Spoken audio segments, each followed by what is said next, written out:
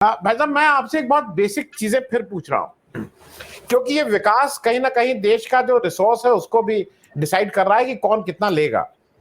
मैं एक अभी आपको बता दूं, डीलिमिटेशन की बात जम्मू कश्मीर में हुई है और उनका एक बार बार कहना है कि एक सीट पे 33,000 वोटर हैं और एक सीट पे 1,90,000 है। वो डिस्प्रोपोर्शनेट उसकी बात कर रहे हैं। लेकिन देश में कुछ अभी तक जो हुआ है वो 76 से जो संभला हुआ है। केरल में कुल 20 सीट हैं और मैं करंट पॉपुलेशन की बात कर रहा हूं, इलेक्टोरेट की नहीं। वो करीब 3,60,00,000 वहां के टोटल पॉपुलेशन है केरल की। 20 सीटें हैं लोकसभा की, 80 लाख, अरे 18 लाख लोगों के ऊपर एक एमपी है। उत्तर प्रदेश की एस्टिमेटेड पॉपुलेशन 2022 में 24.34 करोड़, 24 करोड़ 34 लाख, 80 एमपी, करीब करीब 30 लाख लोगों की नुमाइंदगी उत्तर प्रदेश का एमपी करता है। तो एक तरफ डेमोक्रेसी की ये भी बात है कि भाई हर वोटर का हमारा भी वोट बराबर हो, उनका भी वोट बराबर हो।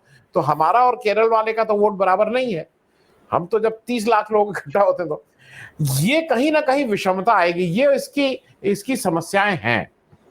तो आनंद भाई साहब, इसका रास्ता कैसे निकलेगा? क्योंकि डेवलपमेंट होना जरूरी है, विकास होना जरूरी है। इंसेंटिव क्या है, पेनाल्टीज क्या है? हमें अगर मैं अगर अपने को ठीक से ग्रो कर रहा हूँ, पॉपुलेशन को ठीक से वो किया हूँ, महिलाओं को ठीक से कर रहा हूँ, तो मुझे इंसेंटिव क्या है? क्योंकि अगर आप मेरा रिप्रेजेंटेशन भी कम कर देंगे तो मेरे लिए तो ये डिमोटिवेटिंग हो जाएगा। देखिए, इस बारे में हमारी संविधान सभा को अंदाजा था और उन्होंने कहा था कि जब अंग्रेजी राज का 200 साल चला तो वो केंद्रीकरण का था। सारी ताकत धीरे धीरे समेट के गांवों की शहरों में, शहरों की महानगरों में और महानगरों की लंदन की पार्लियामेंट में पहुंच गई और रानी का राज चलता रहा।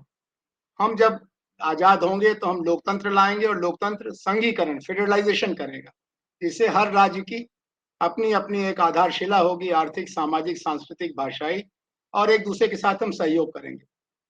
अब जहां तक आबादी की बात है, तो लोकतंत्र में स्वराज के साथ एक समस्या भी होती है, आंतरिक उपनिवेश की, इंटरनल कॉलोनीज की।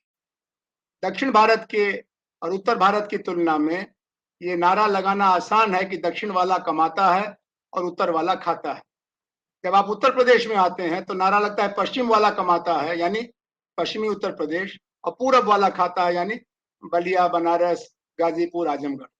तो और जब पूरे हिंदुस्तान के नक्शे में आप देखेंगे तो छत्तीसगढ़, झारखंड, बिहार, ये जो गोबर पट्टी है, ये सारे हिंदुस्तान का मैला उठा रही है, सारे हिंदुस्तान की खेती कर रही है, सारे हिंदुस्तान के ट्रांसपोर्ट चला रही है। तो इसको समझने के लिए ये जरूरत पड़ेगी कि हम आर्थिक नवनिर्माण की ऐसी रणनीति बनाएं कि जो अधिक आमदनी वाले इलाके हैं उनको अन्याय न लगे, और जो कम आमदनी वाले इलाके हैं उनको कम आमदनी के कारण क्या है उनका समाधान तात्कालिक तौर पर किया जा सके। अभी मानसी जी ने बहुत अच्छी बात कही थी शिक्षा की। जब शिक्षा में निवेश केरल ने किया, और आज नहीं किया, कम्युनिस्ट राज में नहीं किया, त्रावणकोर, कोचीन के महाराजा के जमाने से शिक्षा में निवेश था। उत्तर भारत में भी शिक्षा के प्रति दिलचस्पी थी। 3 बड़े विश्वविद्यालयों के बाद जो 3 बड़े विश्वविद्यालय बने वो थे बनारस, अलीगढ़ और पटना। फिर उसके बाद शिक्षा की प्रगति रुक गई। शिक्षा में निवेश अगर नहीं होता है तो बाकी सब निवेश निरर्थक हो जाता है, क्योंकि वो कहेंगे कि यहाँ तो काम लायक लोग नहीं मिलते हैं। आप 3 कसौटी पर देखिए, लोग पढ़ने के लिए कहाँ जाते हैं, लोग इलाज के लिए कहाँ जाते हैं, लोग रोजगार के लिए कहाँ जाते हैं। जब इन 3 कसौटियों पर कोई राज्य अपने पांव पर खड़ा रहेगा तभी वो राज्य आगे बढ़ पाएगा, वरना संघीय ढांचा, राष्ट्रीयता, भारत माता की जय, हर चीज के बावजूद देश के अंदर आर्थिक असमानता की दरार बढ़ती चली जा रही है। अभी ये चर्चा हुई कि उत्तर भारत में जाति बहुत है। दक्षिण भारत के बारे में अच्छा किया संदीप जी ने बता दिया, शिक्षा का, आंध्र और तेलंगाना का। कम्मा और रेड्डी के बीच में पूरे आंध्र की राजनीति फटी हुई है और बटी हुई है। लिंगायत और वोकलिगा के बीच में कर्नाटक की राजनीति का कोई तीसरा समीकरण बन नहीं सकता है, बनाने की कोशिश पिछले 60 साल से हो रही है, देवराज और सिद्धरामैया वगैरह वगैरह। तो जाति खाली उत्तर भारत का दंश या जहर नहीं है। सारे हिंदुस्तान की समाज व्यवस्था में जाति, खासतौर पर प्रभु जातियां, डोमिनेंट कास्ट की अपनी एक जगह है। महाराष्ट्र में मराठा ताकत एक तरफ, बाकी ताकतें दूसरी तरफ। तो जाति का सवाल नहीं है, सवाल है निवेश का। आपने लोगों के पढ़ाई में, दवाई में और कमाई में कितना निवेश किया। ये तो कहिए कि दुर्घटना बच गई कि मनरेगा आ गया, वरना उत्तर भारत के गांवों में बगावत को कोई रोक नहीं सकता था। अभी तो उत्तर भारत के गांव भ्रष्टाचार के दलदल हो गए मनरेगा के कारण। और ये जो 5 किलो मिल रहा है मुफ्त में या कम पैसे में, लेकिन ये सब सिक्योरिटी सिस्टम है।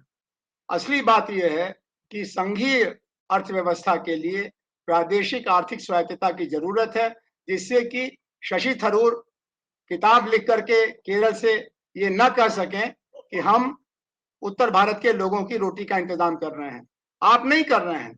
ये एक ढांचा ऐसा है जिसमें कि उत्तर भारत का मजदूर बसों में, ट्रेन में भर भर करके दक्षिण भारत के खेत खदानों में काम कर रहा है, कारखानों में काम कर रहा है। ये सोचिए कि जिस दिन वो काम नहीं करेगा, एक बार ऐसा कुछ हुआ कि पंजाब में बिहार के मजदूरों की पिटाई होने लगी, तो प्रकाश सिंह बादल मुख्यमंत्री बिहार को फोन करना पड़ा, मुख्यमंत्री बिहार को, कि भाई जो हुआ सो हुआ, आगे हम पूरा ख्याल रखेंगे, अपने यहाँ से मजदूर भेटो, नहीं तो हमारे यहाँ फसल की कटाई नहीं हो रही है। ये एक बड़ा जटिल सवाल है क्षेत्रीय आर्थिक गैर बराबरी का। इसका समाधान केंद्रीय स्तर पर नहीं है, राज्य स्तर पर है, और राज्यों में जिला स्तर पर है। जब तक आप जिला सरकार की तरफ नहीं बढ़ते, और किया है 73वें 74वें संविधान संशोधन के जरिए ये प्रयास किया गया, लेकिन न तो कांग्रेस की उसमें इच्छा थी राजीव गांधी के बाद, और बाकी दलों का तो कोई इसमें एक प्रतिबद्धता है नहीं। उत्तर प्रदेश की सरकार चाहती कि सारी ताकत लखनऊ में रहे, बिहार की सरकार चाहती कि सारी ताकत पटना में रहे। पटना और लखनऊ के लोग अगर मुट्ठी नहीं खोलेंगे तो मुजफ्फरपुर और बलिया के लोग जबरदस्ती फिर ये मुट्ठी खुलवाने के लिए बेचैन हो जाएंगे। इसीलिए आज जो आपने सवाल उठाया बहुत अच्छा सवाल है। ये भाषा का सवाल नहीं है, ये जाति का सवाल नहीं है, ये आर्थिक नवनिर्माण की रणनीति का सवाल है, जो फिलहाल जनतांत्रिक नहीं है। ये उन लोगों के पक्ष में झुकी हुई है जो लोग बहुदेशी कंपनियों का स्वागत गलीचा बिछा के कर रहे हैं, जो लोग यथास्थितिवाद की समाज व्यवस्था को चला रहे हैं। और इसलिए आज की बहस को आगे बढ़ाइए, भाषा को भी लाइए, जाति को भी लाइए, लेकिन पूंजी को देखिए कि पूंजी कहां से जा रही है, कहां जा रही है। बैंकों में पैसा कहां से जमा हो रहा है, इसको कहते हैं क्रेडिट डिपॉजिट रेशियो, कहां का पैसा जमा हो रहा है और कहां का पैसा जा रहा है। तब आपको उत्तर भारत की निर्धनता, और जो राज्य थोड़ा अलग चलने लगे, जैसे आजकल चर्चा है राजस्थान की, छत्तीसगढ़ की, इन्होंने कुछ अलग चलने का काम किया। राज्य नया बनने से उत्तराखंड को तो दिक्कत हुई है, लेकिन छत्तीसगढ़ को लाभ हुआ है। कुछ मायने में झारखंड भी बिहार से अलग अपनी बीमारियों का इलाज करने की कोशिश कर रहा है। तो संघीकरण यानी फेडरलाइजेशन की जरूरत है, इकोनॉमिक फेडरलिज्म।